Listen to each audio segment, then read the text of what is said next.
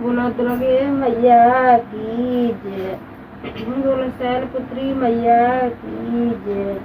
बोलो वैष्णो मैया की जय। बोलो सभी माता रानी की जय।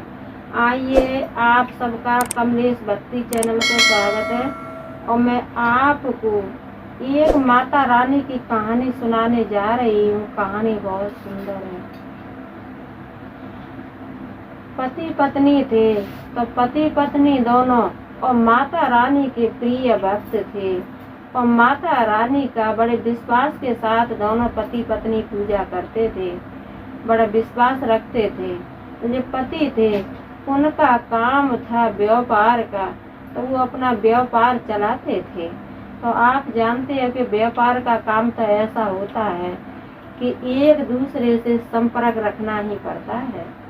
तो जो व्यापार करते थे तो और भी व्यापारी उनसे छोटे छोटे व्यापारी थे।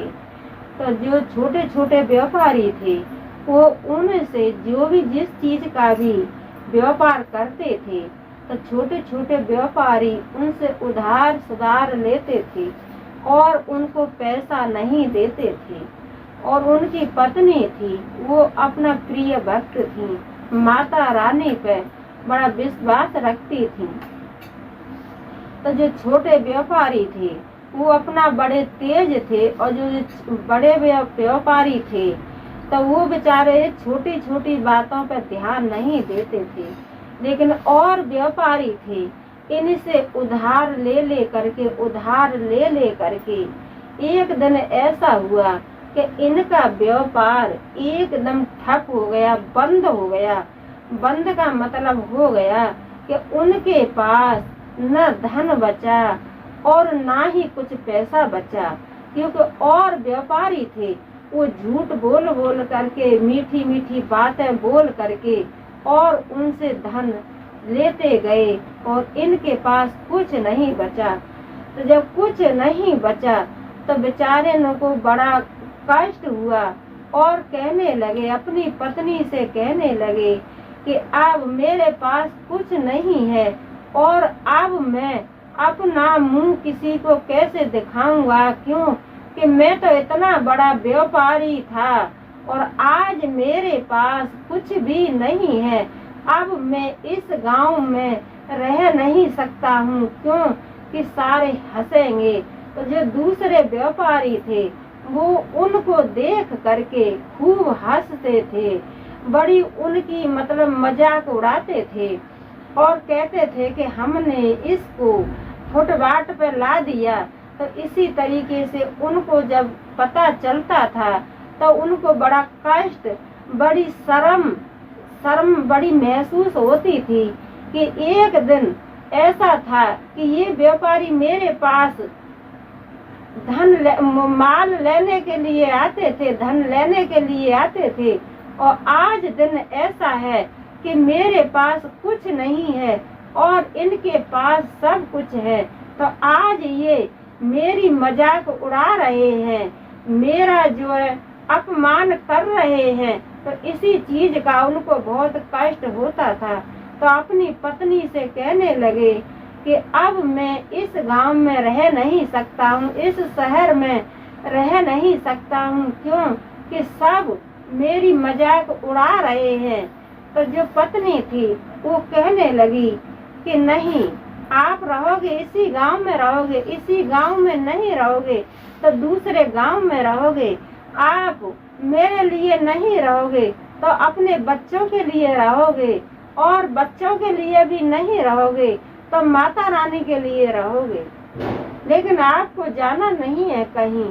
तो व्यापारी थे, व्यापारी कहते थे कि अब मैं मुंह नहीं दिखा सकता हूँ, मैं कैसे मुंह दिखाऊंगा, इससे बढ़िया तो मेरा मर जाना ही ठीक है, क्योंकि इधर के उधर के सारे मेरी मजाक उड़ा रहे हैं, तो मुझे मर जाना ही ठीक है। फिर भी उनकी पत्नी कहने लगी कि नहीं, आप जियोगे क्यों कि अपने बच्चों के लिए जियोगे, मेरे लिए जियोगे और किसी के लिए नहीं जियोगे, तो अपनी माता रानी के लिए जियोगे, क्यों कि आप तो माता रानी के प्रिय भक्त हो, आप भी और मैं भी। तो माता रानी पे आप विश्वास करते हो, मैं भी विश्वास करती हूँ। कहते हैं कि जो भी भक्त और अपने माता रानी पे विश्वास रखते हैं तो माता रानी परीक्षा जरूर लेती हैं, परीक्षा लेंगी, लेकिन देखती हैं कि परीक्षा में कौन सा मेरा भक्त पास होगा और कौन भक्त फेल होगा। इसीलिए किसी को दोष मत दो, सारा दोष हमारे कर्मों का है और माता रानी हमसे परीक्षा ले रही हैं, हमें परीक्षा से पीछे नहीं हटना है। तो इतनी बात व्यापारी ने सुना तो व्यापारी की समझ में कुछ आ गया। तो दोनों पति पत्नी कहने लगे कि अच्छा, हमारे पास धन तो है नहीं, लेकिन हम माता रानी के दर्शन करने के लिए अपने पांव पैदल पैदल जरूर जाएंगे हम। तो वो अपने दोनों नवरात्रि चल रही थी, तो दोनों पति पत्नी अपना माता रानी के जयकारे लगाते हुए जय माता दी, जय माता दी, जय माता दी। तो माता जी का जयकारा लगाते लगाते और अपने चल दिए माता रानी के दर्शन करने के लिए। चलते चलते चलते चलते तो बेचारों को नींद आ गया। नींद आई तो बेचारे दोनों वही एक जंगल में और एक वृक्ष के नीचे दोनों पति पत्नी अपने लेट गए और माता रानी का अपने दिल मन मन में सुमरण करते रहे। मन मन में ही दोनों पति पत्नी नाम लेते रहे, जय माता दी, जय माता दी। तो दोनों पति पत्नी जो है ऐसी तरीके से अपना रात काट रहे थे। तो माता रानी सपने में आई और कहने लगी कि हे मेरे भक्त, अब तुम अपने घर वापस जाओ और सारा कुछ तुम्हारे पास, तुम्हारा धन वापस आ गया है। तो इधर क्या हुआ कि जो वहीं पे और एक मंदिर बन गया और सब कुछ चीज की सुविधा हो गई, क्योंकि माता रानी पे और अपने भक्त का कष्ट बर्दाश्त नहीं हुआ कि मेरा भक्त नंगे पाँव मेरे जयकारे बोलते हुए और मेरे दर्शन के लिए आ रहा है। तो कहते हैं कि जितनी भक्त के मन में और इच्छाएं होती हैं माता रानी से मिलने के लिए, इतनी ही इच्छा माता रानी की भी होती है अपने भक्त से मिलने के लिए। भक्त का मन होता है माता रानी से मिलने के लिए और माता रानी का मन होता है अपने भक्त से मिलने के लिए। तो कभी कभी माता रानी भी और अपने भक्त से मिलने चली आती हैं। तो माता रानी की कृपा से वही मंदिर बन गया। तो सपने में माता रानी आई और कहने लगी कि आपका धन सब कुछ वापस आ गया है और आप अपने घर वापस जाइए। तो जैसे ही पत्नी की नींद खुली तो अपने पति को जगाने लगी, कहने लगी उठो उठो, चलो दर्शन करते हैं। तो जब पति की नींद खुली और कहने लगी अपने पति से कि मेरे सपने में अभी अभी माता रानी आई है और माता रानी कह करके गई है कि जो भी तुम्हारा धन था, तुम्हारा धन वापस आ गया है। तो जो और व्यापारी थे उनके दिल में और जो है अपने आप से ही और उनका मन कहने लगा कि भाई, वो जो व्यापारी थे आपस में बात कर रहे थे कि भाई किसी का मेहनत का पैसा कभी खाना नहीं चाहिए, क्यों कि हमें एक के बदले 4 देना होगा।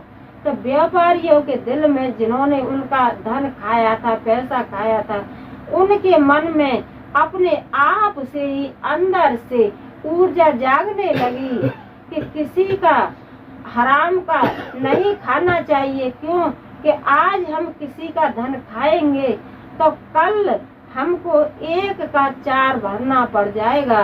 तो यही उनके दिल में और जो ऊर्जा आई। तो वो जो छोटे व्यापारी थे उनका धन देने के लिए वापस उनके घर पर चले आए और व्यापारी का व्यापार उससे भी ज्यादा चलने लगा और पति पत्नी परिवार अपने घर खुश रहने लगे। तो मैं यही कहती हूँ कि हे माता रानी, जैसे आपने उनकी व्यापारी की मनोकामना पूर्ण की, ऐसे ही सभी भक्तों की मनोकामना पूर्ण करना।